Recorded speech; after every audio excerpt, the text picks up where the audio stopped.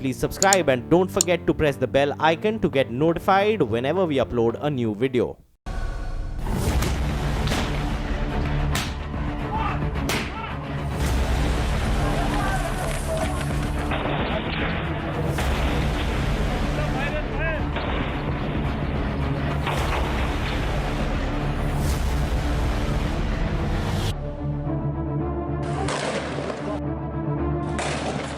ये उन हालात की तस्वीर है जिसकी आग में जल रहा है कश्मीर।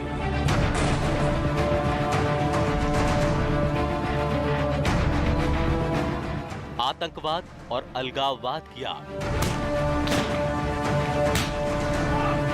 पाकिस्तान की साजिशें और हर रोज तिल तिल मरता मिटता अमन का ये चमन।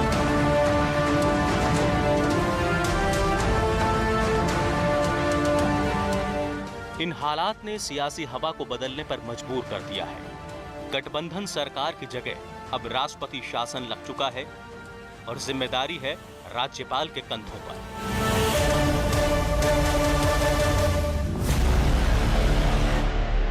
गवर्नर का शासन लाए और स्थिति को सुधारने का प्रयास हो।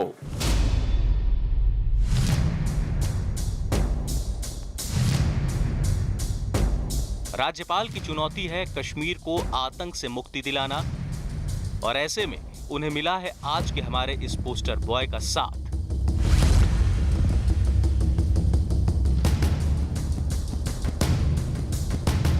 के विजय कुमार, उम्र 65 साल, लेकिन एक सुपर कॉप जिन्हें गुरिल्ला वॉर, नक्सलवाद और स्पेशल ऑपरेशंस को अंजाम देने में महारत ने उन्हें दोबारा पोस्टर बॉय बनाया है।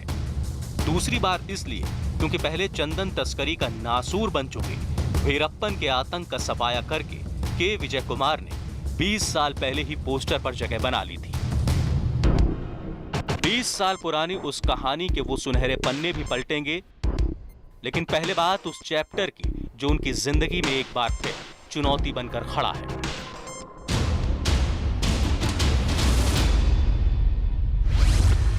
के विजय कुमार को अपने करियर में कश्मीर का तजुर्बा 20 साल पहले ही यानी 1998 में हो गया था। वो पहले 1998 से 2001 तक जम्मू कश्मीर में तैनात रहे हैं। तब वो आईजी बीएसएफ थे। ये वही दौर था जब बॉर्डर सिक्योरिटी फोर्स आतंकियों के खिलाफ बड़े बड़े एनकाउंटर ऑपरेशन चला रही थी। लेकिन अब घाटी में आतंकवादी हरकतें पहले से ज्यादा तेज हो गई हैं।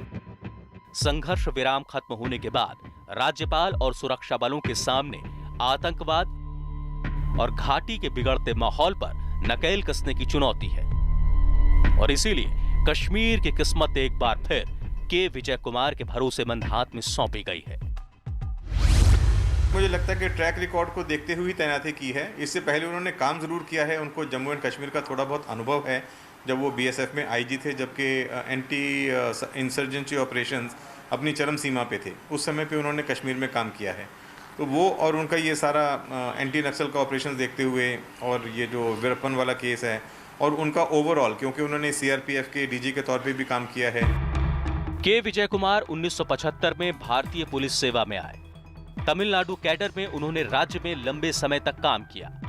2010 में जब नक्सलियों ने सीआरपीएफ के 75 जवानों की हत्या कर दी, तब उन्हें डायरेक्टर जनरल सीआरपीएफ बनाया गया था और उन्होंने नक्सलियों की नाक में नकेल डाल दी थी। उनकी ख्याति अच्छी है, एक स्वच्छ छवि के योग्य कुशल प्रशासक के रूप में वो जाने जाते हैं पुलिस विभाग में, और उनकी ख्याति खास तौर से वीरप्पन को मारने से जुड़ी हुई है और उसके बाद नक्सल विरोधी अभियान में भी उन्होंने महत्वपूर्ण योगदान दिया है। तो ये इनका बैकग्राउंड तो यही है।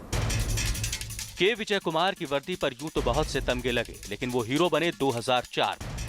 ये वही 14 साल पुरानी कहानी है जिसे देख और सुने बिना के विजय कुमार की काबिलियत को पूरी तरह समझना मुश्किल है।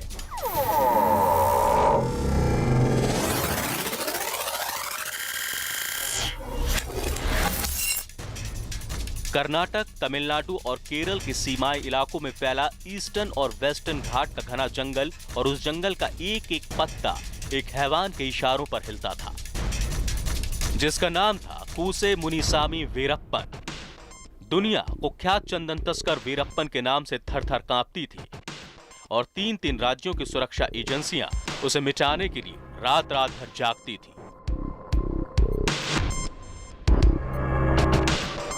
वीरप्पन 1990 के दशक से कर्नाटक के जंगलों में चंदन की तस्करी और हाथी दांत की तस्करी के लिए हाथियों की हत्या किया करता था।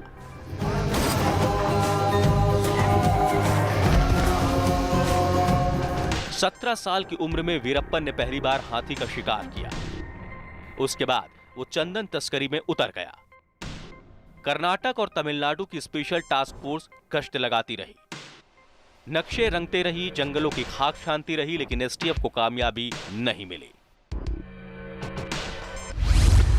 ऐसा ही गुरिल्ला वॉरफेयर का सिस्टम है जिसमें आप लोगों को टेरराइज भी करके रखें और साथ में उनको कुछ इस तरह की सुविधाएं प्रदान करें या कुछ इस तरह का काम करें जिससे वो आपको एक हीरो के तौर पे देखना शुरू करें और आपके बारे में जानकारी ना मिले।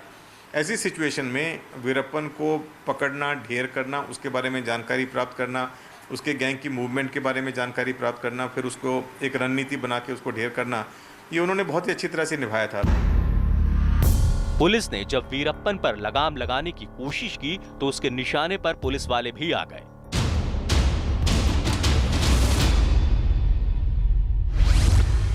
9 अप्रैल 1993 वो तारीख थी जब पूरे देश भर ने पहली बार वीरप्पन के बारे में जाना था। इस दिन वीरप्पन ने तमिलनाडु के जंगल में एक पुलिस चौकी पर एक इंस्पेक्टर को धमकी देते हुए पोस्टर चस्पा किए थे जिस पर लिखा था, दम है तो पकड़ कर दिखा। वो पुलिस ऑफिसर थे गोपाल कृष्णन, जिनकी कसरती डील डौल देखकर लोग उन्हें रैम्बो भी कहा करते थे। के विजय कुमार ने इस पूरे वाकये का जिक्र अपनी किताब वीरप्पन द चेजिंग ब्रिगेड में किया है। 9 अप्रैल 1993 को रैम्बो ने तय किया कि वो उसी समय वीरप्पन को पकड़ने निकलेंगे। जैसे ही वो पलार पुल पर पहुंचे, उनकी जीप खराब हो गई। उन्होंने उसे छोड़ा और पुल पर तैनात पुलिस से 2 बसें ले ली। पहली बस में रैम्बो 15 मुखबिरों, 4 पुलिस वालों और 2 वन गार्ड के साथ सवार हुए। वीरप्पन के गैंग ने तेजी से आती बसों की आवाज सुनी। जैसे ही बस एक निर्धारित स्थान पर पहुंची, वीरप्पन के गैंग के सदस्य साइमन ने बारूदी सुरंग में विस्फोट कर दिया। थोड़ी देर बाद जब इंस्पेक्टर अशोक कुमार वहां पहुंचे तो उन्होंने 21 क्षत विक्षत शवों को गिना। यही वो दिन था जब वीरप्पन खौफ का दूसरा नाम बन गया। उसकी हैवानियत का आलम यह था कि वो अधिकारियों की इतनी बुरी तरीके से हत्या करता था कि सबके मन में डर बैठ जाए। कर्नाटक और तमिलनाडु दोनों राज्य सरकारों को घुटने पर ला दिया। इस वाक्य का जिक्र भी के विजय कुमार की किताब में है।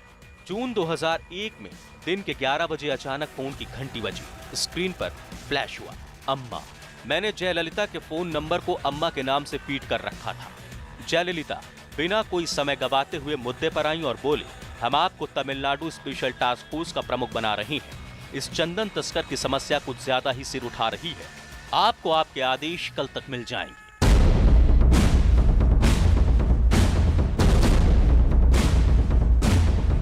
एसटीएफ का प्रमुख बनते ही विजय कुमार ने वीरप्पन के बारे में खुफिया जानकारी जमा करनी शुरू कर दी।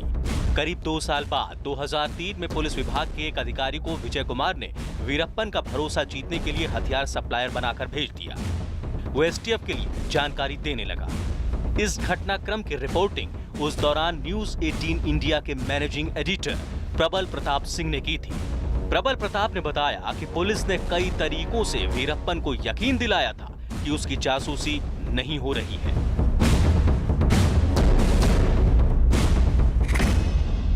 तमिलनाडु एसटीएफ ने जब अपना आदमी प्लांट कर दिया और प्लांट करने के बाद इनको वीरप्पन पे ये को भरोसा देना था, जो इनका आदमी था उसको ये भरोसा दिलाना था कि नहीं भाई, पुलिस तुम्हारे पीछे नहीं पड़ी है। तो अगर वीरप्पन होता था कर्नाटक में तो ये जानबूझ के पुलिस स्टोरी प्लांट कराती थी रेडियो में या अखबारों में कि वीरप्पन केरल बॉर्डर पे देखा गया। मतलब उसकी एग्जैक्ट लोकेशन कभी भी नहीं करते थे। तो वीरप्पन को लगता था कि हाँ, ये जो पुलिस का जो मोल है हमारे गिरोह, उसको तो नहीं मालूम था पुलिस का आदमी है, लेकिन उसको लगता था कि ये हमारे लिए काम कर रहा है। और ऐसे करके धीरे धीरे उसने वीरप्पन का भरोसा जीता। बोलो, काम क्या है?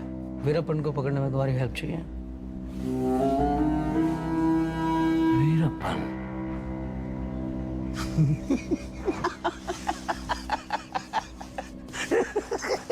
तुम्हें क्या लगता है कि मैं अब भी तुम्हारे पुलिस के लिए काम करूंगा? तुम पुलिस के लिए नहीं करोगे, लेकिन पैसों के लिए तो करोगे। वीरप्पन के ऊपर 50 लाख का इनाम है और 15-20 लाख मैं तुमको डिपार्टमेंट से करा दूंगा। सुन रहा हूँ।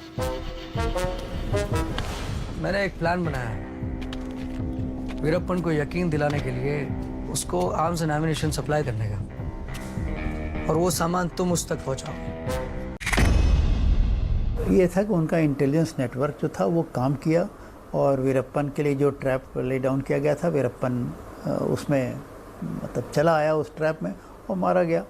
तो आप बराबर देखिए कार्यरत रहें, प्रयास करते रहें, योजनाएं बनाते रहें, एक के बाद एक तीर छोड़ते रहें, एक दिन आपको सफलता मिल ही जाती है, और विजय कुमार को सफलता मिली। धोखा कितनी बार खाऊं मैं धोखा? बिना बुलेट का ये काली बंदूक क्या करूं इसका? वीरप्पन को ऑटोमेटिक मशीन गन चाहिए थी और के विजय कुमार का वो आदमी बंदूकें पहुंचाने का जरिया बन गया। के विजय कुमार के उस पुलिस वाले पर वीरप्पन का भरोसा बढ़ता गया। न्यूज 18 इंडिया के मैनेजिंग एडिटर प्रबल प्रताप सिंह बताते हैं कि इसी जासूस के जरिए पता लगा कि वीरप्पन LTTE चीफ प्रभाकरन को बहुत मानता है। अरे गोविंदन, यार मानना पड़ेगा प्रभाकरन जी को। क्या आदमी है यार, साला पांव छूने का मन करता है उनका। तुमसे एक बात पूछूं? क्या? क्या मैं प्रभाकरन से मिल सकता हूं? ऐसा हुआ कि कन्नड़ अभिनेता था राजकुमार, उसकी किडनैपिंग की थी वीरप्पन ने। तो जब उसकी किडनैपिंग, उनकी रिहाई के लिए जब नेगोशिएटर्स भेजे जा रहे थे, कई लोग थे उसमें, कर्नाटक के लोग थे, तो ये लोग बात करने जा रहे थे और तमिल अखबार के थे कुछ लोग। तो जब वीरप्पन से बात करने जा रहे थे तो उस डिस्कशन के दौरान, उस बातचीत के दौरान, राजकुमार की रिहाई की बातचीत के दौरान वीरप्पन ने अपनी एक इच्छा जताई थी। उसकी कही मेरी एक लाइफ टाइम डिज़ायर है कि मैं प्रभाकरन से मिलूं, जो LTTE चीफ होता था, वो उसको आइडियल मानता था।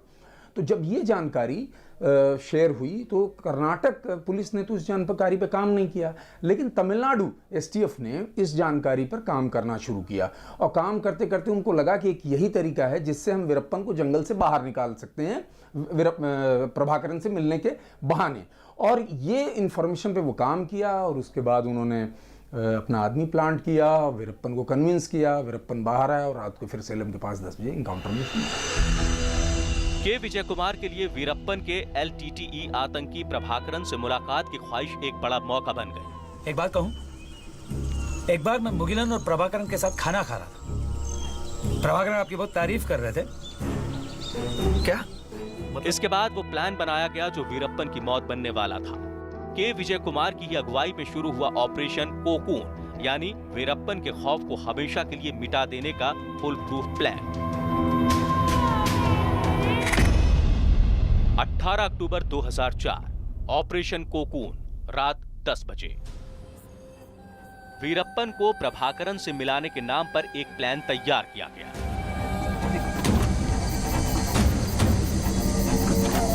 ना, सब कुछ ठीक है ना? उन्होंने जो जहाँ जिन गांव में जाके वो शरण लेता था, फिर उसकी मूवमेंट कहाँ से कहाँ जाती थी, वो कैसे मूव करता है जंगल के अंदर, ये सारी जानकारी निकालने के बाद, और उन्हीं गांव में से फिर अपने आदमी जो थे उन्होंने उसके ग्रुप में प्लांट किए जो उसको खाना पहुंचाते थे।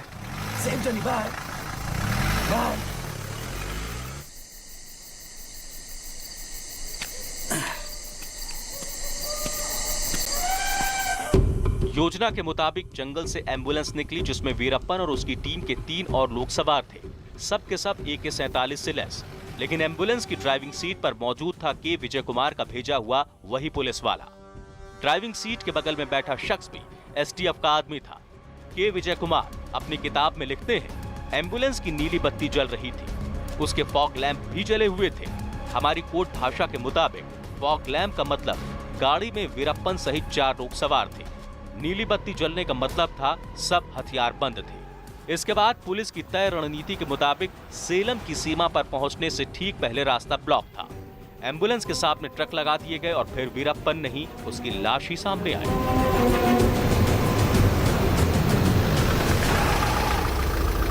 क्या हुआ कि जो STF के लोग थे वीरप्पन के गैंग में, वो एम्बुलेंस चला रहे थे, एक चला रहा था, दूसरा वाला बगल में बैठा था, पीछे 4 लोगों के बैठने की व्यवस्था थी। तो 2 वीरप्पन और एक साथी एक तरफ बैठ के, बाईं तरफ, एक दाईं तरफ एम्बुलेंस के। तो जो खिड़कियां थी उसके नीचे तमिलनाडु STF ने नाइकी के जो शूज़ के जो साइन होता है उसके मार्क लगाया हुआ था। वो इसलिए लगाया था कि ये 4 ही लोग बैठ के आएंगे और जैसे एम्बुलेंस हमारे पास आएगी तो हमारे को हम लाइट जलाएंगे उस गाड़ी पे, तो हमको मार्क पता चल जाएगा नाइकी का, और हम वहीं मारेंगे गोली और वीरप्पन मारा जाएगा।